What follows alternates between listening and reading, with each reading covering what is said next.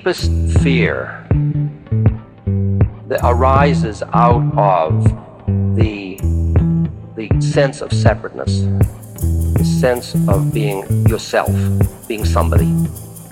That root fear, you're very vulnerable under those conditions because there are huge forces all around you. Forces of love, of hate, of violence, of economic, everything, all of it around you.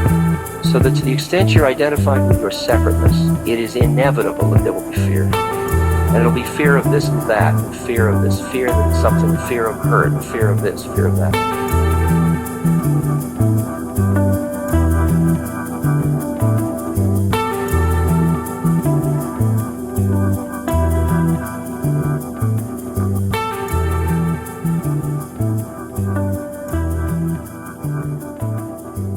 Kindred souls, as we begin, we take a moment to honor the foundational hearts, the ones who saw the need for the sanctuary and dared to plant a seed.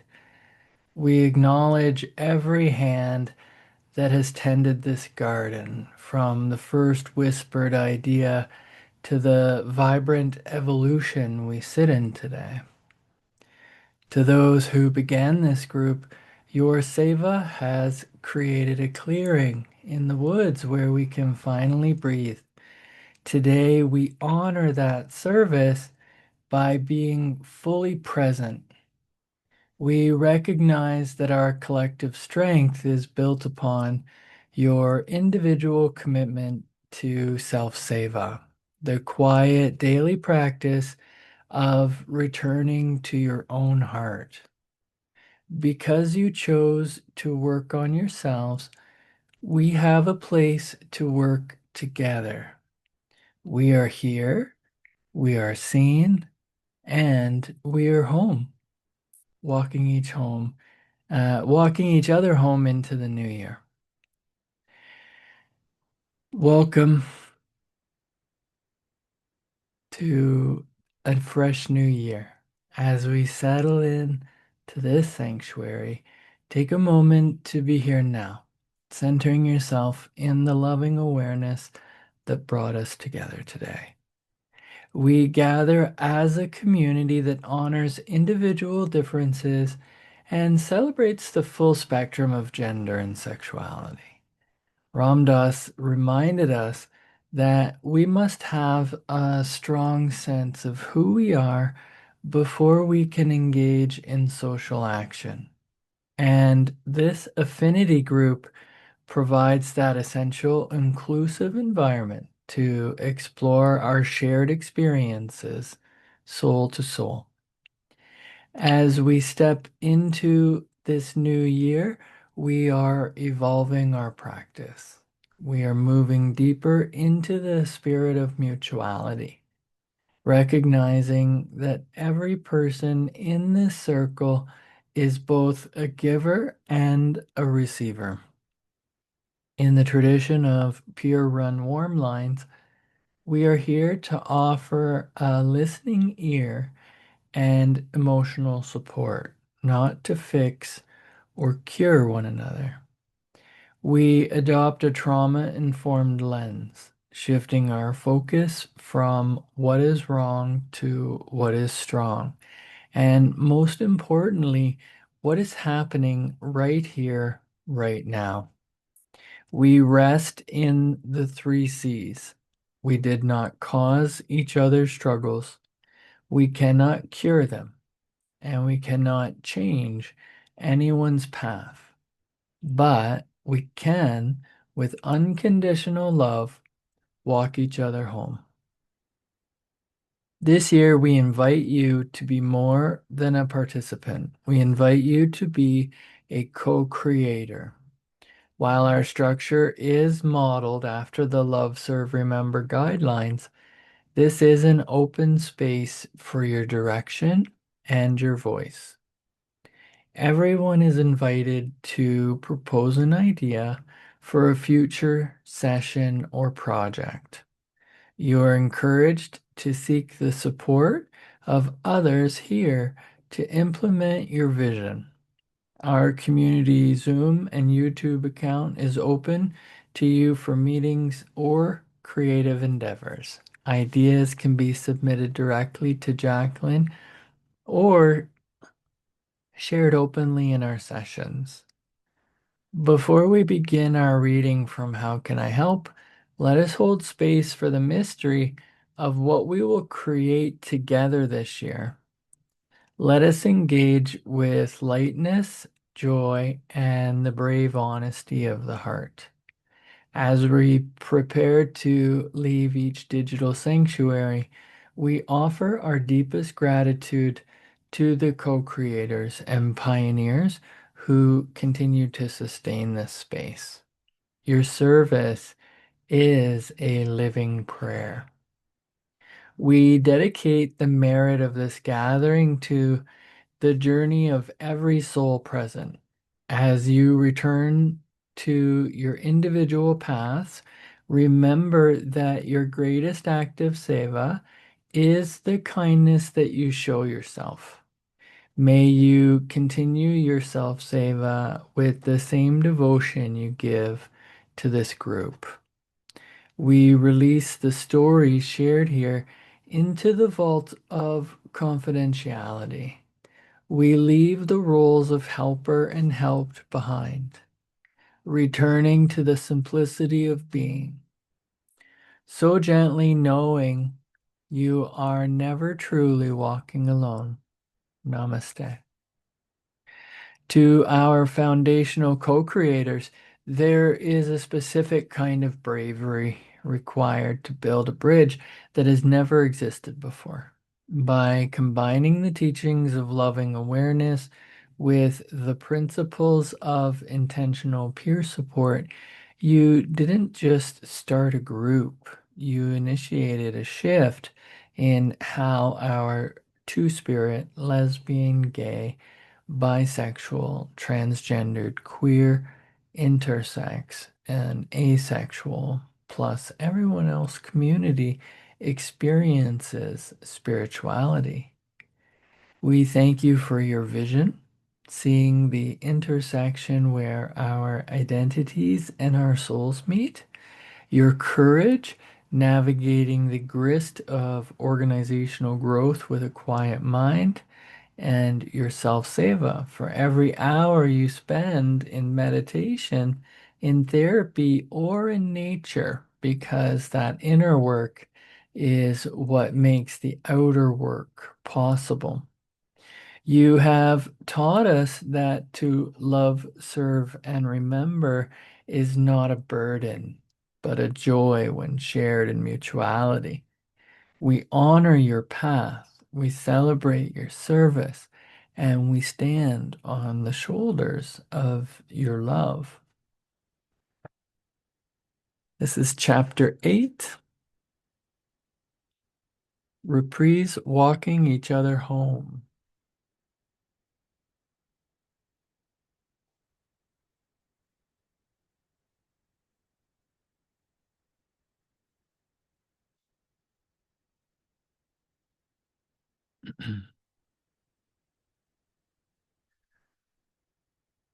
What is it that touches us about a single caring act or a life surrendered into service?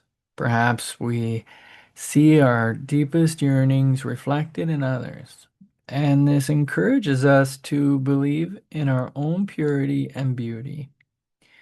These are no longer just ideals to strive for. We can reach them. We can be that way.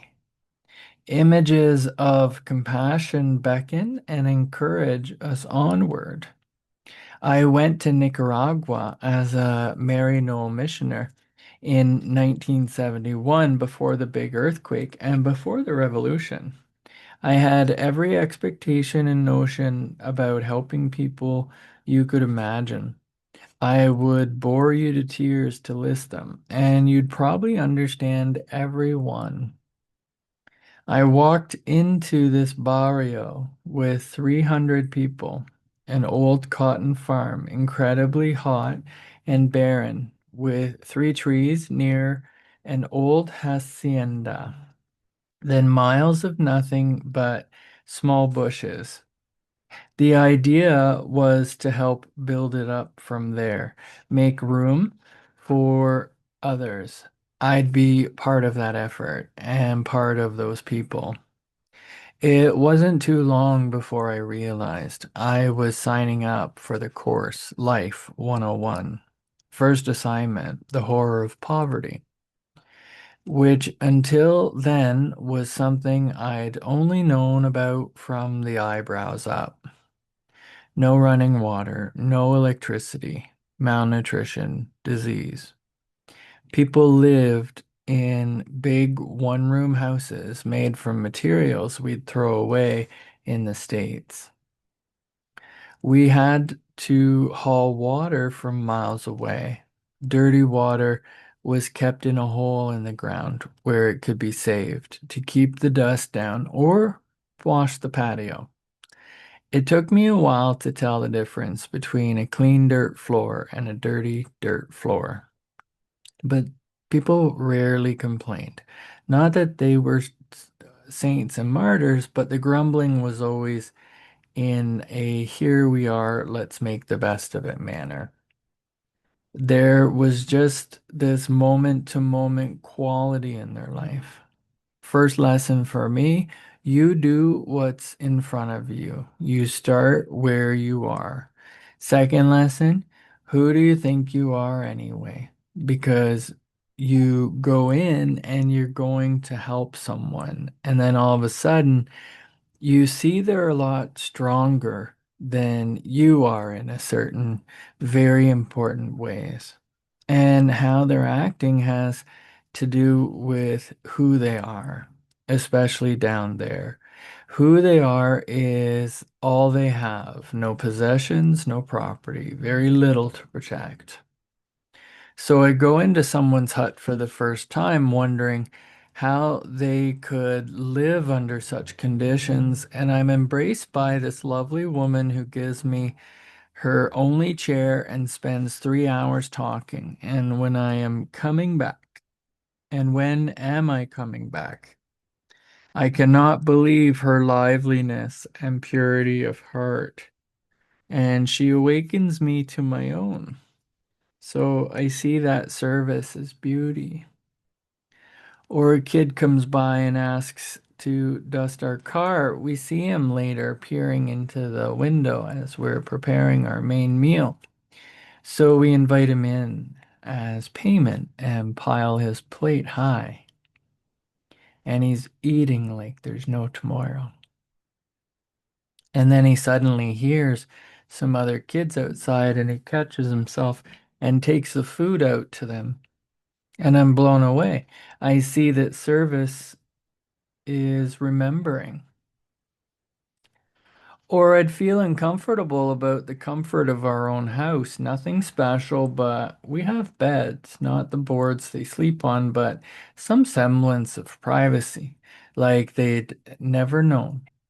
But they'd come in, isn't this beautiful? Oh, it's so nice.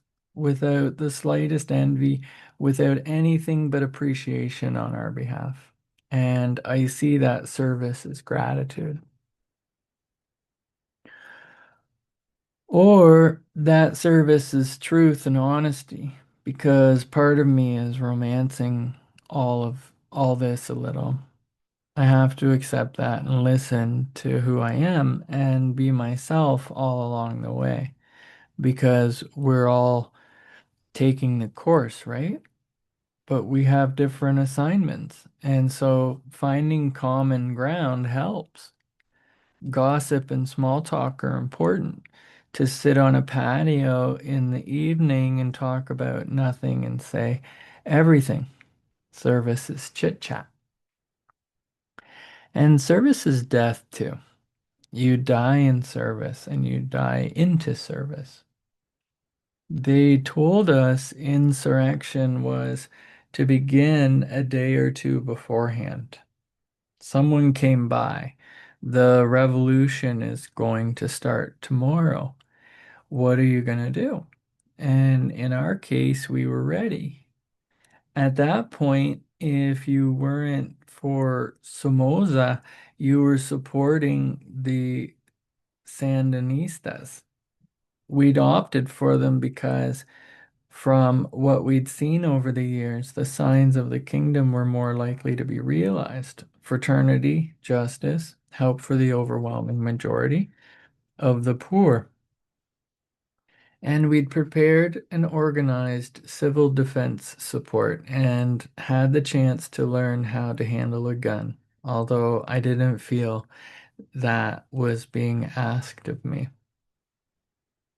That evening, we had to notify the fathers and the sisters, and we buzzed off in our Jeep to see the Franciscans. At about 6 o'clock, we heard homemade bombs go off and machine guns and heavy fire. We hit the floor in this flimsy asbestos house. Here it was.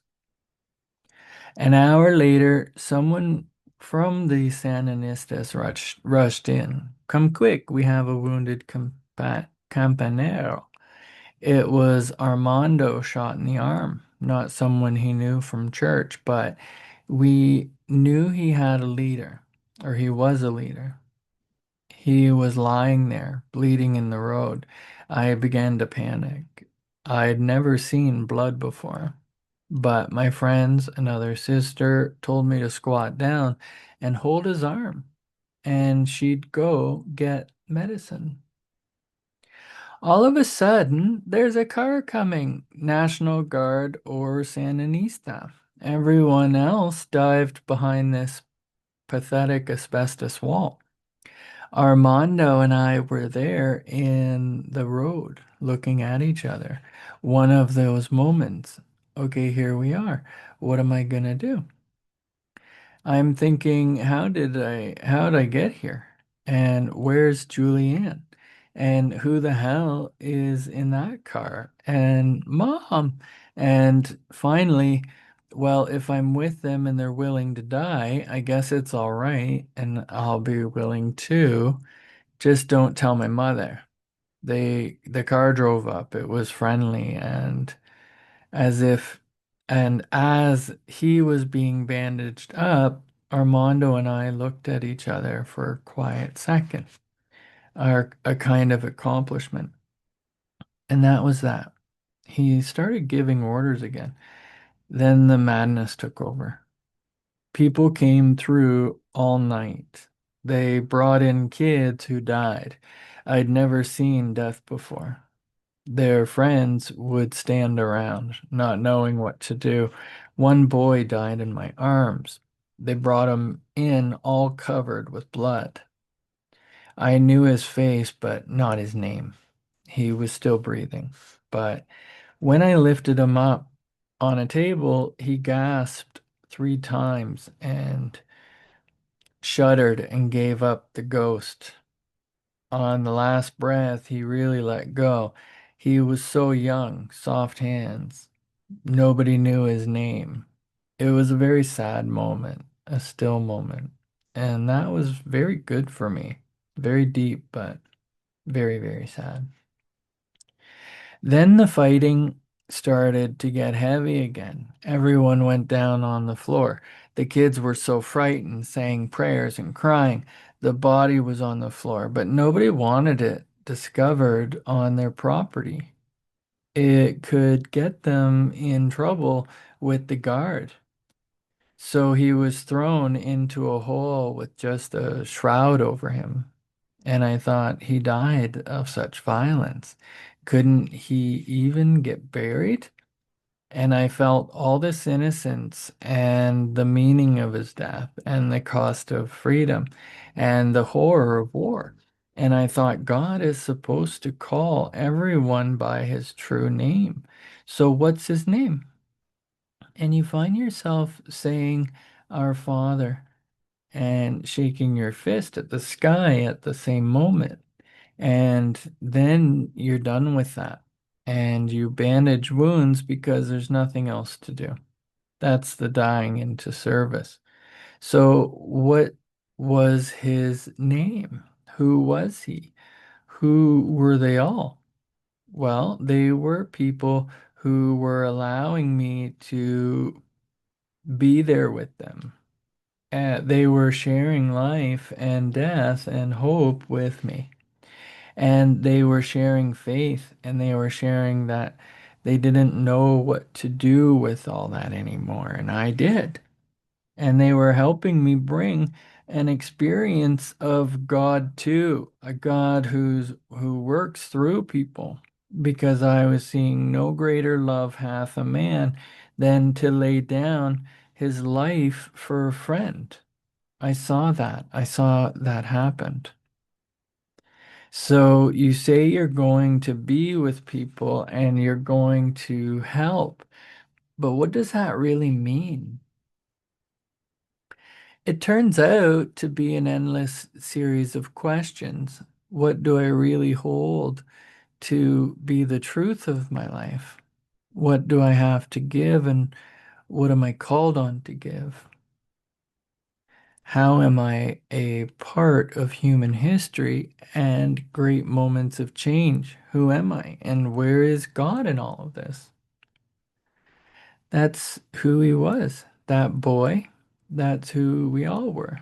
They were all, they were those questions. Part of me has become those questions. We are questions for one another.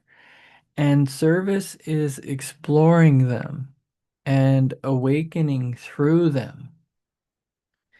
How do I measure what it means to have been given all that? So, service is an endless series of questions, puzzling and insistent. It's not only raising questions, it's helping to answer them. Service is a curriculum. In this curriculum, we encounter our own limitations, a number of which we have met in the course of this book. We have seen, for example, how our ego can lock us into narrow self images, leaving us tentative and hesitant to reach out. Our resistance to pain can lead us to insulate ourselves from suffering. When our hearts do open in empathy, all too often we close down quickly, frightened by awe, by the intensity of our feelings. We substitute denial, pity, or other defense mechanisms for the spontaneous response of the heart. Frequently, we find ourselves so identified with our own needs that we tend to treat others as objects to be manipulated towards our own ends. We see how the restlessness of our minds can hinder our ability to listen. We find ourselves at least one thought away from someone else. And when we try to help through social action, we often so identify an opponent as an enemy that we remain locked in a cycle of recrimination. Meanwhile, as the toxicity of these and other hindrances builds up, we begin to wear down. We burn out. Helping starts to hurt. But the curriculum of service provides us with information about our strengths as well. And we discover how these contribute to genuinely helpful service. Each time we drop our masks and we meet heart to heart, reassuring one another simply by the quality of our presence, we experience a profound bond which we intuitively understand is nourishing everyone. Each time we quiet our minds, our listening becomes sharp and clear, deep and perceptive. We realize that we know more than we thought we knew and can reach out and hear as if from inside the heart of someone's pain. Each time we are able to remain open to suffering. Despite our fear and defensiveness, we sense a love in us which becomes increasingly unconditional. As we close our inquiry into service, then, we can see this mosaic of limitations and strength, a still deeper teaching. Common to those habits which hinder us is a sense of separateness. We are divided within ourselves and cut off from others. Common to all those moments and actions which truly seem to help, however, is the experience of unity. The mind and the heart work in harmony, and barriers between us dissolve. Separateness and unity. How interesting that these root causes revealed in the experiences of helping turn out to be what most spiritual traditions define as the fundamental issues of life itself. Awakening from our sense of separateness is what we are called to do in all things, not merely in service. Whether these traditions speak of us being cut off from God, nature, original mind, true being, the Tao, the Dharma, they call on us in one voice to undertake the journey back to unity. Service from this perspective is part of that journey. It is no longer an end in itself. It is a vehicle through which we reach a deeper understanding of life.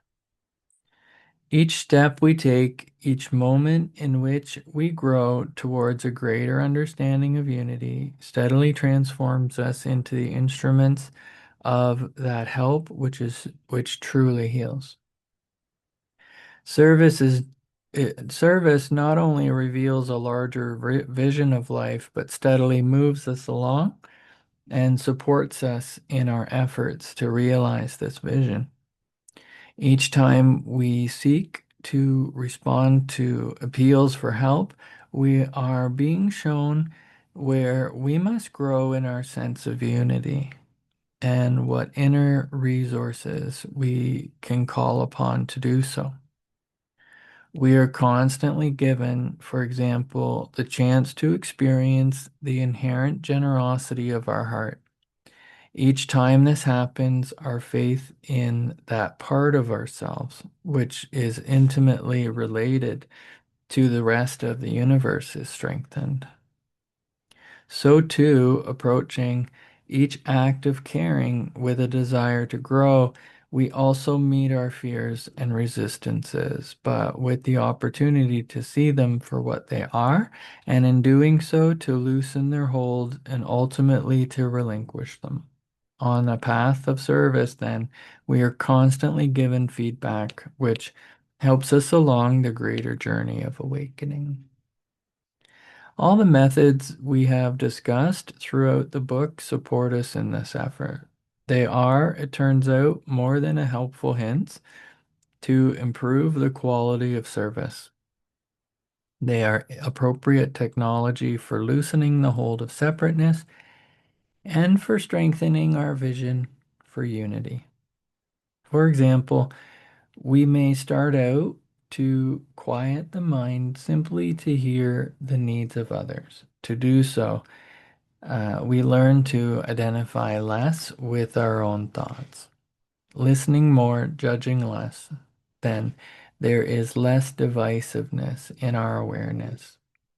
As we loosen our identification with personal motives and models of self, meanwhile, our awareness becomes more panoramic and inclusive.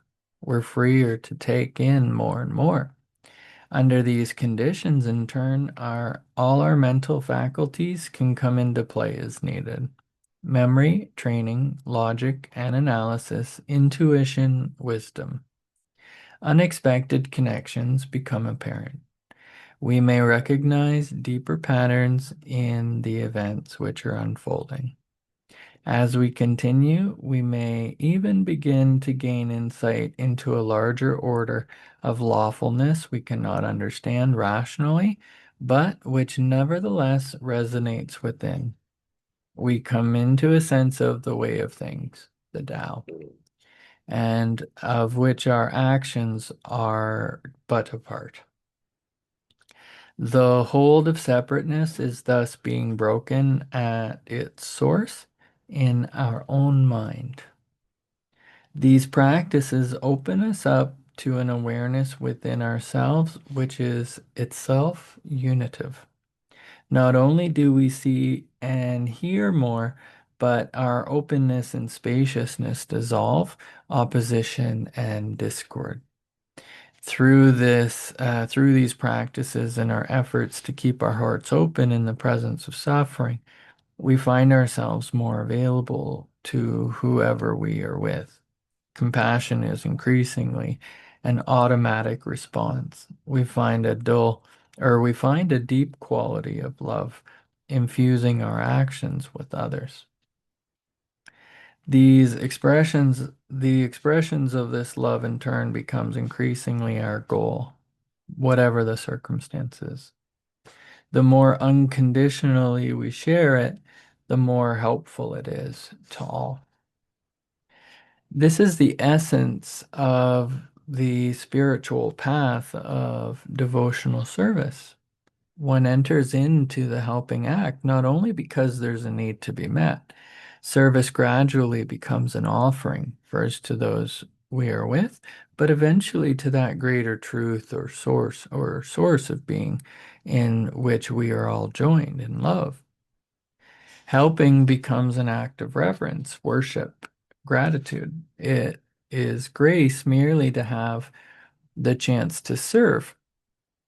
Mother Teresa, for example, bending to hold a dying leper, sees there only Christ in a distressing disguise. She's not helping a dying leper.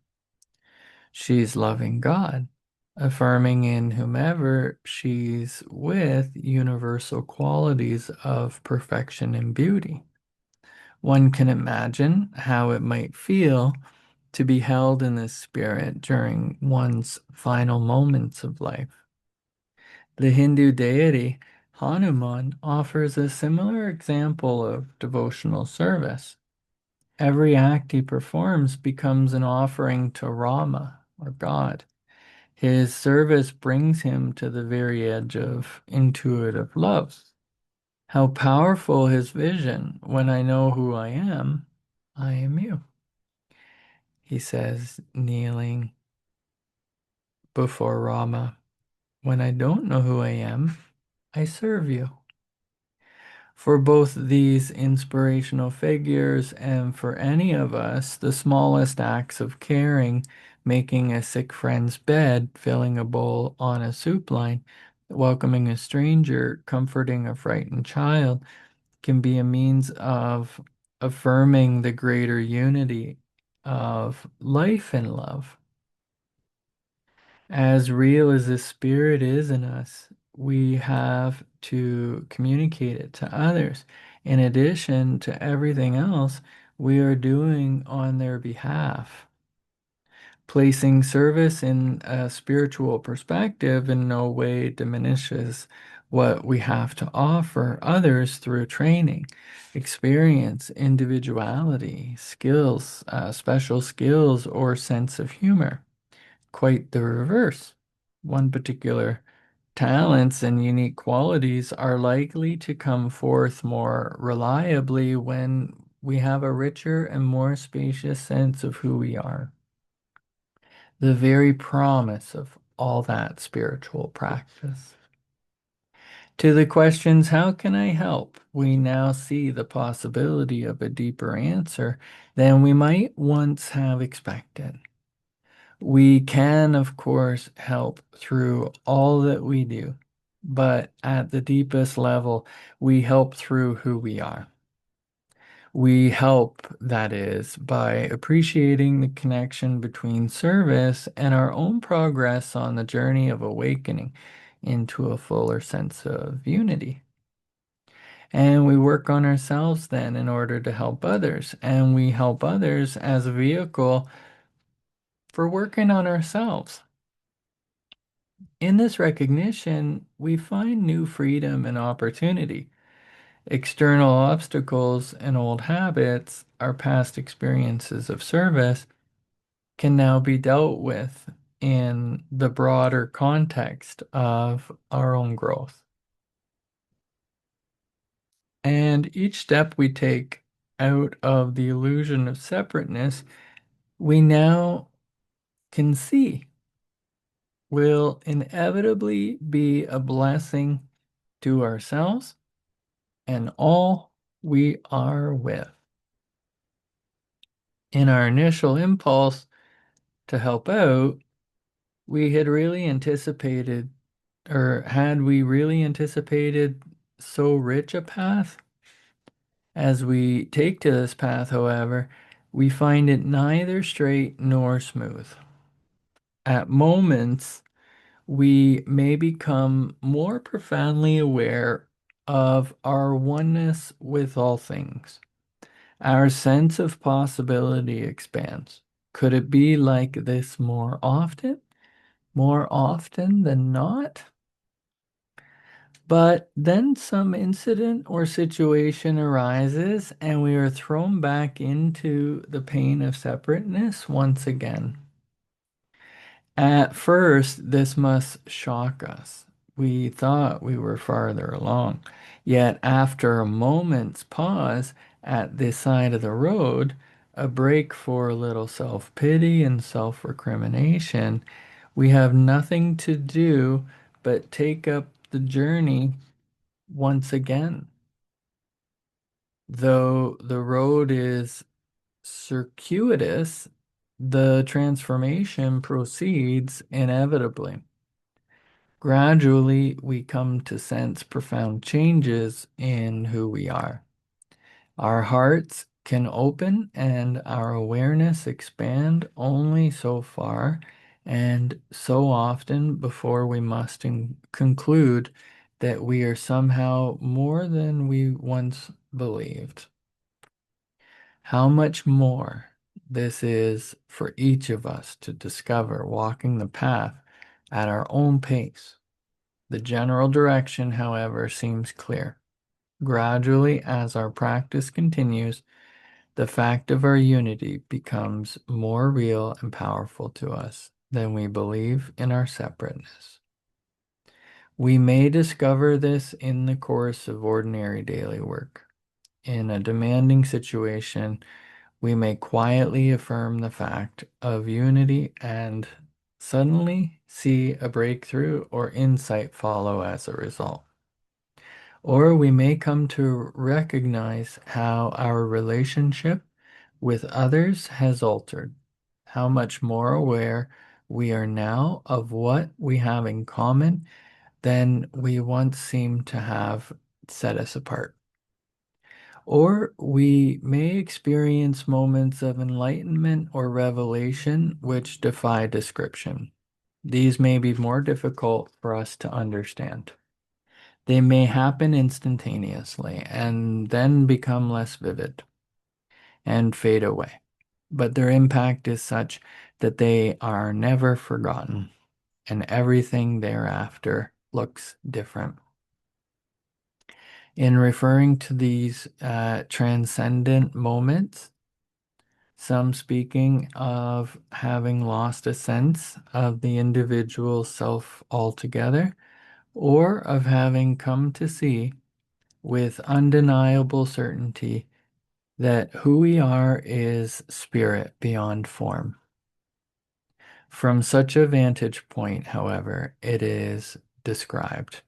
Separateness is seen by a creation of mind. All really is one.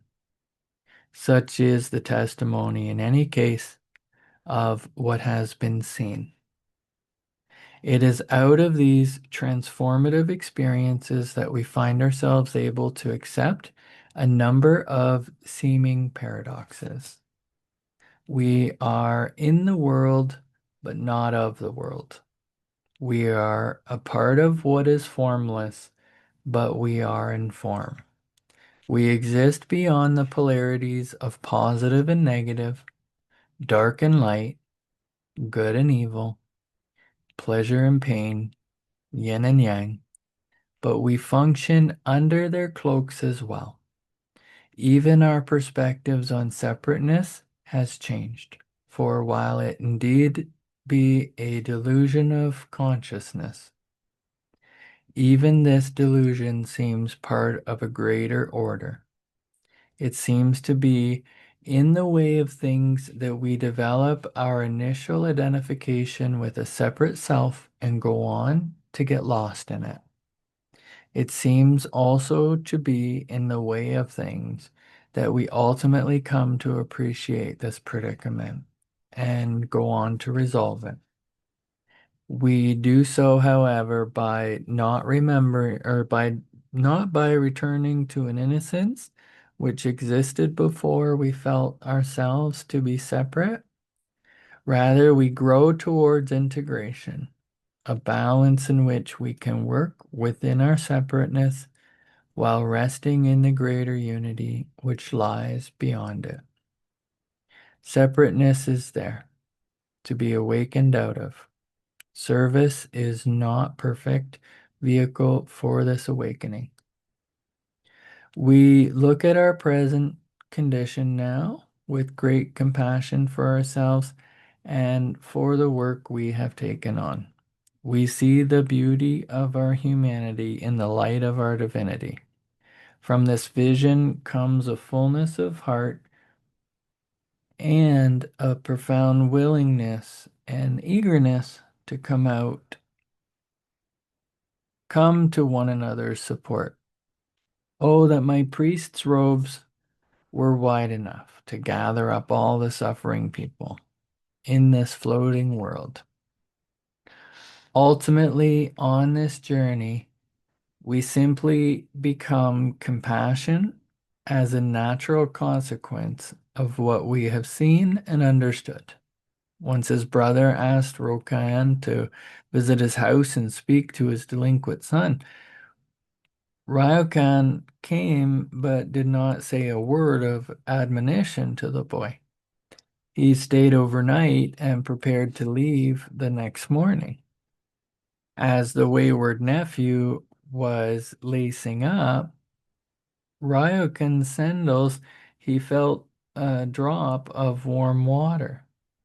Glancing up, he saw Ryokan looking down at him, his eyes full of tears. Ryokan had then returned home, and the nephew changed for the better. One rose, one bowl, John Stevens. What once seemed work now can be kind of play, recreation, a joyous participation in the unfoldment of life and form. I watched these little kindergarten kids all eager and into their little worlds, and sometimes they dissolve into little molecules bounding around, vital and energetic, and the classroom becomes a kind of organism. And so it's wonderful and comical and so great that for a moment I see the whole human condition that way. It's all like a joyous creation in which the gods and goddesses are taking delight. So why shouldn't we? And I'll just plunge into that dance. Clara, you take the triangle. Margot, you have the drum. Stevie has a whistle, and I pick up the tambourine. Sometimes I'll carry this feeling home with me and have it around the house. I feel it at work inside. I'm cleaning up, I'm calling this friend and that, and dropping in on a person down the hall and helping them with whatever. And it's like the only reason to be here at all is to play.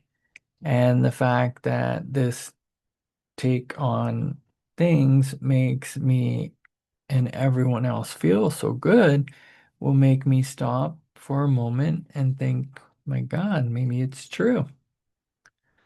This is the vision spiritual traditions offer service as a journey of awakening.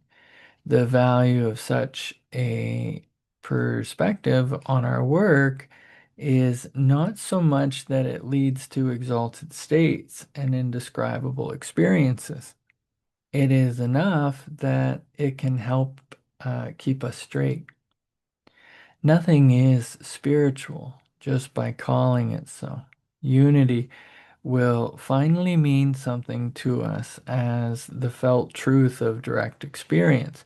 But this seems to be where it is so often revealed in what is most familiar to us as human beings, in what we can most readily understand and appreciate because we find it so touching, comforting, and uplifting. We find it in the power and the beauty of a single, simple, caring act. Take a look around. We're the only building left on the block. All the rest is rubble from urban renewal. We got some renewal going on there, though. We call it Project Return. I helped set it up, but now it has a life of its own. What's going on at the moment, at this moment, as you can see, is what you might call bilingual bingo. What with the different languages and accents some of these elderly people speak. Look at it. Sometimes it'll take 5 minutes for a single number to get around the room. Different languages. Some folks are a little deaf or distracted or confused. Two ladies are in an argument. But this one is always cheating, three people yelling, bingo, when we haven't even pulled enough numbers for it. It's insane. It's just great. And don't tell me this isn't how the whole world is running.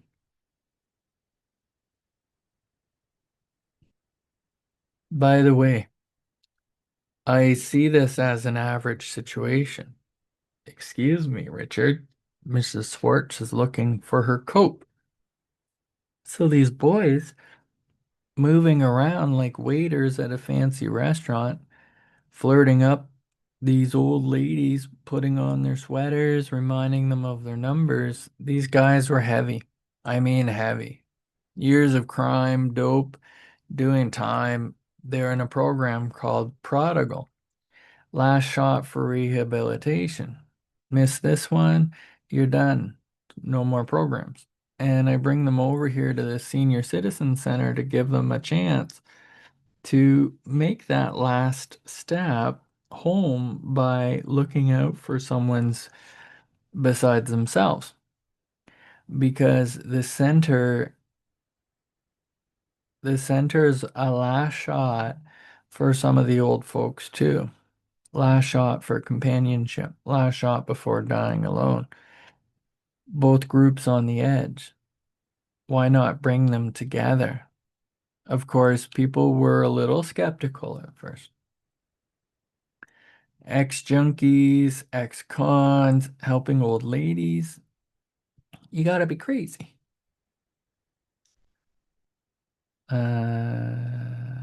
They're out there mugging them, man, is what they said initially.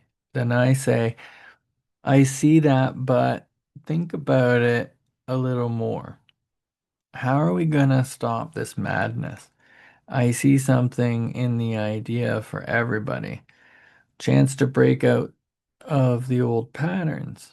Will pull everybody just a little more out of their thing.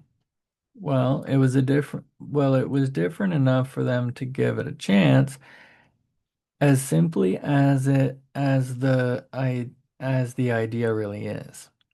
So look around. There's much life here, and I think it's gonna explode sometimes. And strange moments too.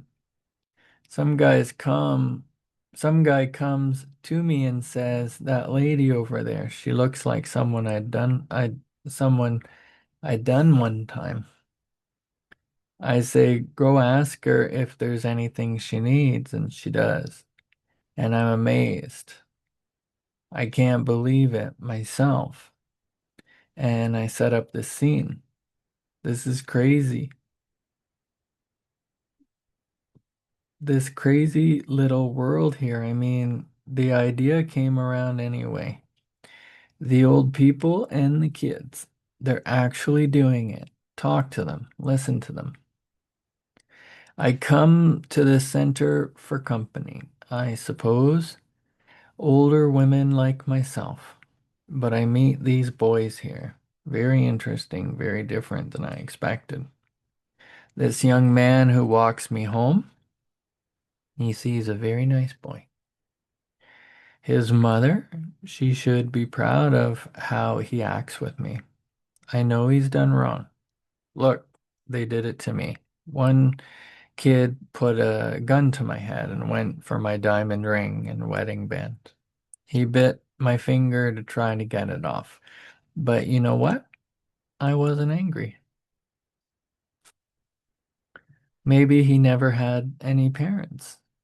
Who knows what happened when he was very young? Who knows? I had some terrible experiences when I was young. Poverty and war. World War One. I was 10 years old.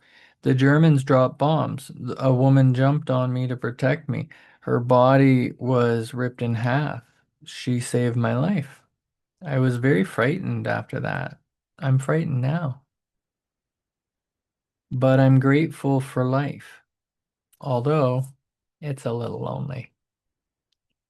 But this boy, he walks me home. He helps with my groceries. He says, wear lipstick, a nice dress. You're very pretty. You should get married again. A nice lady like you. The man in the center, he wants to get married again. He's not good enough for me. I say, you're right. He says, marry me. You're good enough, I say. But an old Jewish lady with a young black criminal? What would they think? I don't know what he sees in me to be so nice. All I know, he walks me home. We talk and joke. I learn things about how things are in the world now, which I don't know much anymore. And I don't get the feeling that I'm just a little old Jewish lady. You think that's nothing? You know how many other people I don't feel like a little old lady with? None. Nobody. That's the truth. How's that? Try to shake having been a junkie and done time, man. Everywhere you go, you get that. That's who you are. But this woman, it's like she doesn't care. She says she has had a hard life too. Maybe that's it. I told her how I robbed things. I told her about jail. She says, your mother must have been very upset. Let's get groceries. You have time to do that? Nobody ever treated me like I had done anything to, like I had anything to give. So just to take. That's all I ever did. Take. Never knew my folks. Started in when I was 9, 4 juvenile institutions, 2 escapes on the street at 12, dealt heroin, burglary. By 14, I had my own car and apartment. Got caught. Did a 3-year bid in prison. Had to stay in the hole because people try to sodomize me. One guy stopped, some other guy some other heavy guy to sodomize me and got cut bad doing it. Cut real bad. Only time anybody risked anything for me. This woman, she shows me something. I see jive courage, but she's brave, living all alone, being old. She doesn't recognize just how much she understands about life. Ain't nobody asked her questions anymore now. So she forgets um, how much she knows. I ask her questions. I'm curious. She's interesting. We learn things together. Just looking around on the street. We have a good time. And I've done a lot of time. Old or young, no difference. I'm 25 and I feel old. My voice sounds old on the phone. They say, so old people. I understand their situation a little. They're scared. I've been scared. They live alone, like in a cell. I lived alone in a cell. So this place, this attitude towards life, they got going in the center, it's showing me some things. And this woman too. It's not who I always thought I was being with her, just walking her home. Her too, probably. It's like you're free for that period, I said. You're gonna have you're gonna have me born again, she said. That's not for Jews. I've done enough time. I've done enough taking. Time to be free. Here we are in the end, fellow beings on the journey. We come together or are brought together in so many ways. Some seem extraordinary. A clown peers into the crib of a child burned beyond recognition. A literacy tutor and a prisoner in solitary keeps a conversation going through a food hatch in the midst of a small riot. A North American nun and a Nicaraguan revolutionary lie together in a road, awaiting possible death. Others seem as simple as these are dramatic and still are so powerful. A social worker and a bag lady sit together in the park in the rain. An old Japanese man comforts a drunk on the train. A therapist and a patient hear a bird. And sometimes the circumstances are so ordinary we think nothing of them at all, or only in a rare flash appreciate the beauty of their everydayness. Putting a child to sleep, talking to a neighbor, waiting for the light to turn green, exchanging glances with a fellow overworked employee. Here we are then in these forms, helping within our appointed roles, easing the pain of body, heart, and mind, working for peace and justice. And yet, in the course of all this, we really do go beyond the identification with all that would define us as other. We really do meet behind our separateness. And for however long that lasts, such meeting is what helps in the level of being, is help itself. We are sharing the experiences of unity. We are walking each other home. There is no reason we cannot bring this quality to any human exchange. Any act can be performed in the spirit of unity, in the spirit of unity can turn out to be helpful. There's no place special we have to be in order to help out.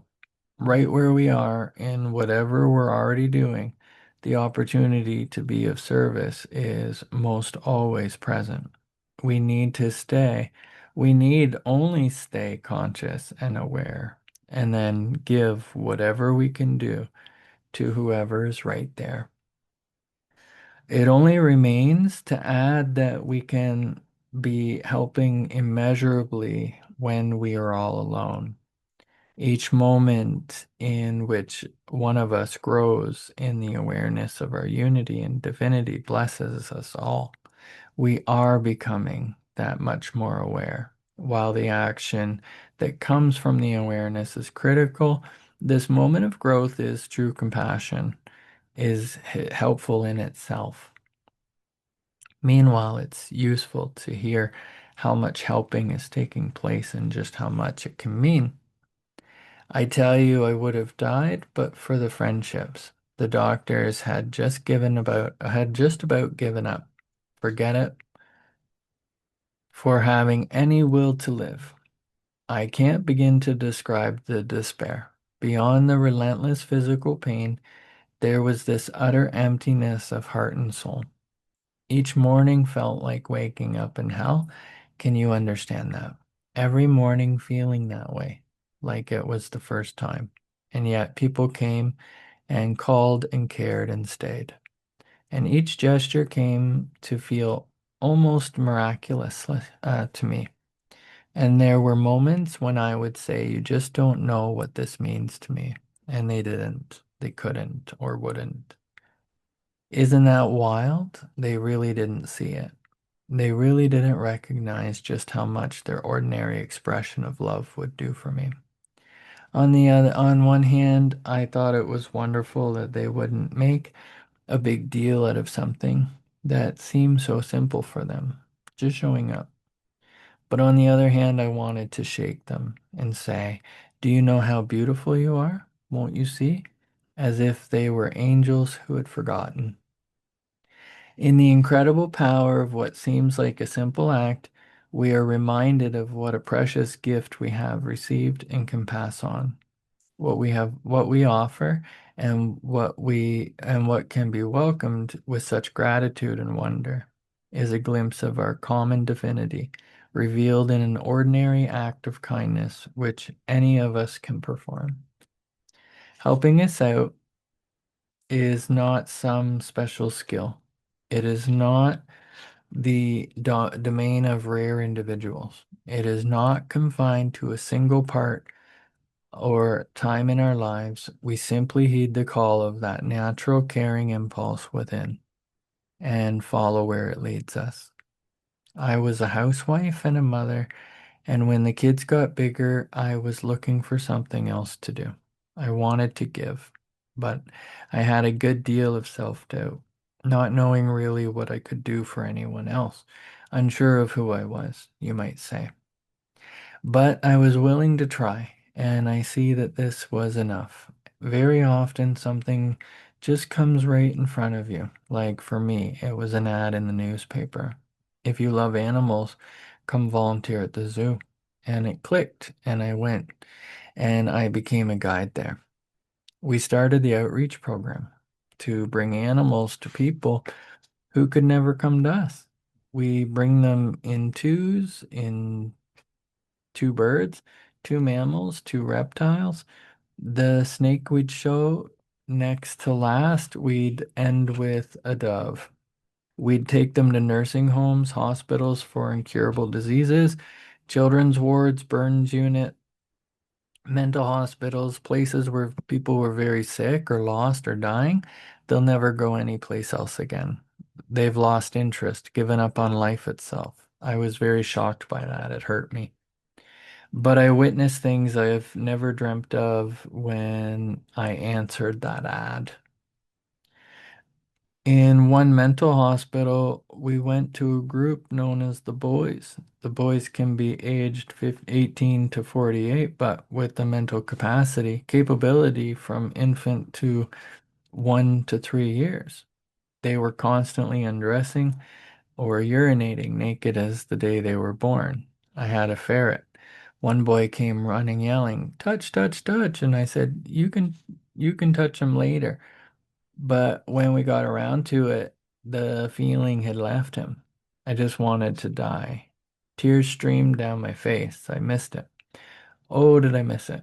But I never missed it again. In a cancer ward, a man refused to come out of his room. He was bitter and angry. Shame was in him. He heard there were animals, so he was just a little curious. So this time, right away, I said, "Would you like to touch?" "Oh, sure, sure," he said sarcastically. "With these hands?" He thrust them in my face. There were no fingers left, and then he just looked down at the floor. I felt terrible, but said, "Here then, with your palms." And he began to let us help. With each animal, he became softer. For once, there was something beside his illness. He began to cry. "This is so beautiful," he said. "I will never forget this." He became so warm. A woman in the nursing home had been talking only nonsense for many, many years, as long as people could remember. She gabbed and played patty cake. "I had an opossum," I said. "They were really nature's garbage collectors." She looked up and said, "If that's the case, lady, you better tell them to join the union." She laughed and went back to patty cake. Working with snakes can be very powerful. They represent original sin and the evil and death for many. Once in a mental ward, we asked if we could show a snake. Anyone could leave if they wanted to. They all agreed to stay. But When one man saw the snake, he began to wail and shriek. "This is evil! This is evil!" he cried. "Shall we leave?" I asked. "No, let me try," he answered. He tried very hard. He began to touch, then scream, then touch, then scream. "Look," I finally said, "say anything, but quietly. You're scaring the hell out of us." We spent 5 minutes of touch and scream. Then it was over. "Oh," he said in the end as he touched. "Oh, it feels so beautiful, the snake. It feels like gold." Horrible impressions, all rolled up into serpents, had gone out of him. Evil turned into gold. He had been healed by fear by the very animal that's supposed to have seduced us out of Eden. It's just something to behold. It's as if you're in the presence of little miracles. To see another person feel the beauty of life, to see their pain transformed, to see an anguished face begin to soften. I never had been touched like this before. And all you're doing is coming in with help in your hands. It's not basically the animals even. It's something about life. The professionals notice that too. They get inspired. I've seen a few of them cry for the patients, maybe for themselves, maybe at what they see happening. Their work is very hard, you know. I once noticed a doctor holding some instruments look at a bird in my hand, and then he looked at his instruments for a long time, it seemed. Then we looked at each other. You couldn't pay me for what I could get out of it. To think just by answering an ad. You see, my childhood was very ugly. I was born in the wrong country at the wrong time with the wrong religion. A Jew in Germany during Hitler times, there were there was death all around. I was treated lower than the lowest animals. They could kill me any time. We had no rights. Dogs had rights, but not Jews. We were exterminated the way you exterminate insects. I was so very bitter for so very long, but I have learned compassion and forgiveness from what I've seen. I was once in a criminal forensic unit in a mental institution. There you have what I considered animals that did murders in the most gruesome way. I recognized some of them from the papers. Each of them I had condemned to death. They should be in an electric chair. They should be eliminated. But when I was in that unit, I learned a deep lesson.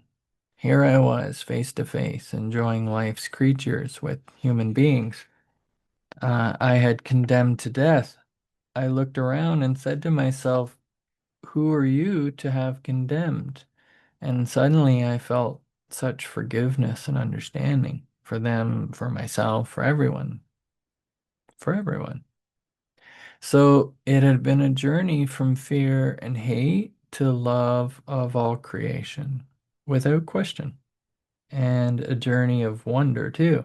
Wonder in that I am amazed, and wonder like I don't really understand it all and how it's happened.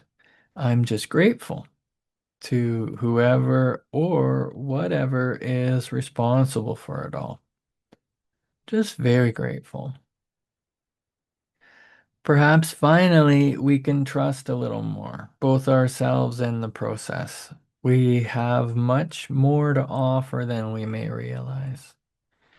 All we have to do is ask, how can I help, with an open heart, and then really listen. You ask yourself what helping is, or who helps, or what helps and how much. And when are you, and when aren't you? And the whole conversation can get a little dizzy. When you're talking about what you're talking about is something you really understand instinctively, but the words can start to have a life of their own. Not that it isn't a wonderful topic, but there's always the potential for it turning into the Tea Party in Alice in Wonderland. I get evidence of this in a phone call one day. I am talking to a woman who is working for the Gallup poll. She's actually doing a poll on how much time people spend helping. She's trying to explain the criteria. I finally start to crack up, seeing something of the absurdity of it all. You're all crazy. How much time are people helping? What kind of question is that? Tell Gallup he's nuts. She started to laugh as well. I know, that's what I said too. What can I tell you? It's a job. She was sort of whispering, which made me laugh more.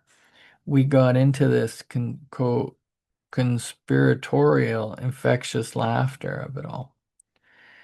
When we stopped laughing, I asked, "Was that helping?" She said, "I guess so, sort of. Why was it?" I said, "That's your job. You tell me why."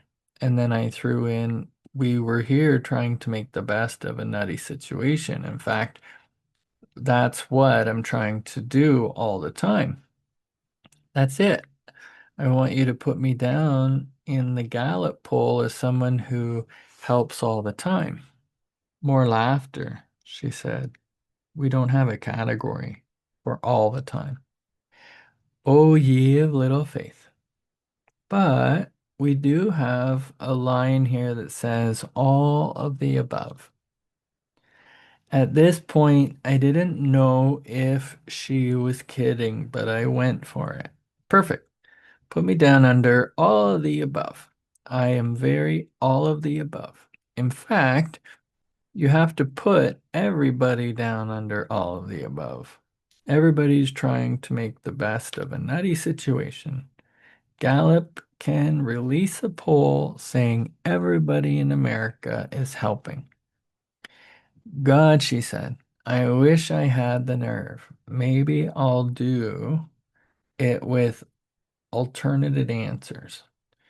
One out of every two people in America is helping. The other half is being helped. By this point, we were just in love with the idea of throwing the topic back into blessed confusion, which is where it really is anyhow. Finally, we said goodbye. It's been great, I said. Very helpful, she agreed. Months later, there's a story in the newspaper. Gallup poll reveals half of all Americans help out as volunteers. Right there in the paper. She did it. She pulled it off. I rushed into the kitchen, reading the headlines to my wife. "That's me," I exclaim. "Which half?" says my very formidable and wonderful wife. "All of the above," I answer triumphantly. "Just wash the dishes," she replies. I just want to read the notes about the authors. So, Ram Dass, otherwise known as Richard Alpert, received his PhD in psychology from Stanford University and is taught at Harvard, Stanford, and the University of California. In the 1960s, he was active in research on consciousness with Timothy Leary, Aldous Huxley, Alan Watts, and others. In 1967, he continued his study of consciousness in India, where he was given the name Ram Dass, servant of God, by his guru, named Karoli Baba. Since that time, through books, tapes, and lectures, he had contributed to the integration of Eastern spiritual philosophy into Western thought. In 1973, he founded the Hanuman Foundation, which has nurtured projects designed to increase spiritual consciousness in the West. Among these have been the Prison Ashram Project, the Dying Project, and Dying Center, and meditation programs and retreats. In 1985, he became the chairman of the board of the Seva Foundation. His primary yoga or vehicle for realizing liberations is through service. Paul Gorman was educated at Yale and Oxford. He has been a program producer and talk show host with WBAI-FM Pacifica Radio in New York City since 1969. He has worked as staff assistant to the group of Democratic congressmen and as consultant for the Senate Foreign Relations Committee. He served as Eugene McCarthy's press secretary and speechwriter in the 1968 presidential campaign and has been an advisor to a number of public officials.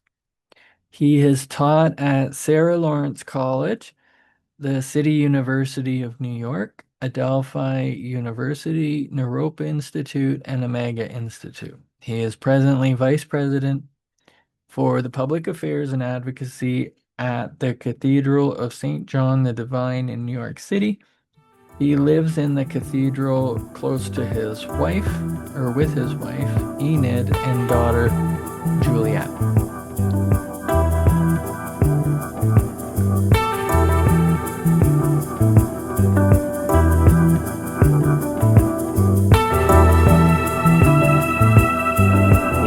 As you die, your cells change, the energy changes, you turn into something else. You're all still part of the same thing you were part of. It's just a form change. And when you recognize that, there's something in you that balances that fear and makes it different. Because when you sit and look at a fear, you say, well, I can be afraid of physical something, or I can be afraid of social, psychological things. And I guess I've had life experiences, and I think most people have, where something you feared came to pass, and you realized that what came to pass was much less debilitating than the fear of it in the first place. And you kind of keep profiting by that in some ways, that you get so that you see that even as you're frightened, it's really just a trip your head is laying on you. I mean, this is really what meditative practice is about, is learning how to extricate yourself from the web of thought forms that are creating your own suffering. Because the fear is a set of thought forms, is really what it is. It's a way of defining the non-definable in a way that creates an arising of a certain emotion. And as you keep learning how to extricate awareness from identifying with thought, you begin to see them arise, exist, pass away. There's a fear, it comes and goes. I think it's very important that one acknowledge one's fear, that one allow it to give it space. I think the acting out is not necessary. It's like anger. I don't think you have to go beat somebody up or beat a pillow or anything, but you have to acknowledge the fact that you're angry. And there are ways of allowing your humanity fully, which includes the fear, because part of it is witnessing, noticing it, allowing it, giving it space, letting it be your humanity, and letting it come and go.